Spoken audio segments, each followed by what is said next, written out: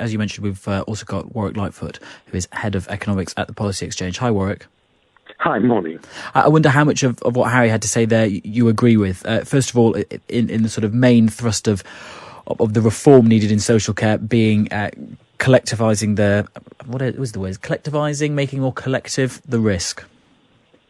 Oh, absolutely. I mean, Harry and I both appeared before the House of Lords Economic Affairs Committee in giving evidence for them, and there was barely a cigarette paper of difference between the evidence the Policy Exchange gave and the IPPR. And we start from the basis that the complex, expensive, long-term chronic social care cannot be funded by individuals, and it cannot be funded by a private insurance market. And that's something that collectively we have to fund ourselves. Now, oddly, if I have cancer or a trivial matter such as a ganglion cyst on the palm of my hand, that's all done free at the point of delivery by the National Health Service. If talking to you right now, I have a colossal stroke and need a lot of personal assistance, I will be in the hands of my own resources until they're exhausted, and I'm picked up effectively through the Social Security budget. Yeah. Now, I would like to actually modify the conversation we've had, because these problems are not new. The underfunding of social services, putting resources into the acute sector of the National Health Service, the neglect of community medicine, it's not just social services, but it's the district health services and the community-based services dealing with people with disability and chronic conditions in the community that have been neglected. And of course, the neglect of social care goes right back to the foundations of the National Health Service in 1948 and the passing of the National Assistance Act in 1948. I would also say, and I was actually in government at the Treasury when this was done, the implementation of the Griffiths report and caring for the community effectively placed a cap on local authority social services support for individuals.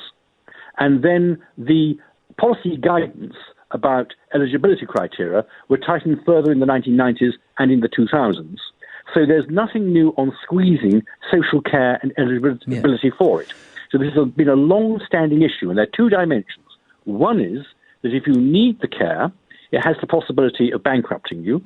And the second is that the service that's provided is underfunded, and the quality of it is very, very mixed and very often poor. And Warwick, but what you and also Harry are suggesting seems... Sorry, I missed that bit. So I was just going to say, what both you and Harry are suggesting all seems very reasonable in terms of ways of fixing this. I wonder why you think it's eluded politicians and policymakers for so long, if it seems so obvious. I think this is I think this is absolutely fascinating, because if conservative politicians, for example, when we published our paper, Social Care in the 21st Century at Policy Exchange, Jacob Rees-Mogg, who I don't think anyone would describe as a crypto-collectivist or socialist, recognised that it really has got to be collective provision, analogous to the National Health Service, because his constituents, who he sees in trouble. I think the difficulty has been there are two political angles that come at this.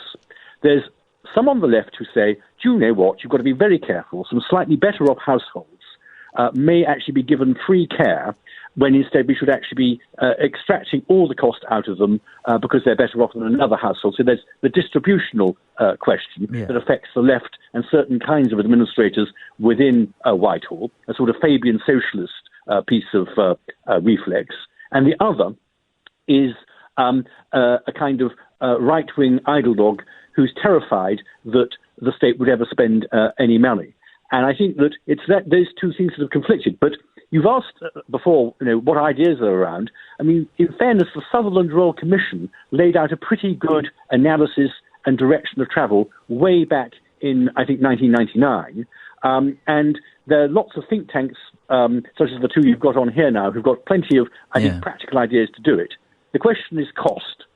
We think at Policy Exchange to do the principal change will be a little bit more expensive at about £11 billion, and we also recognise more money's got to go into it.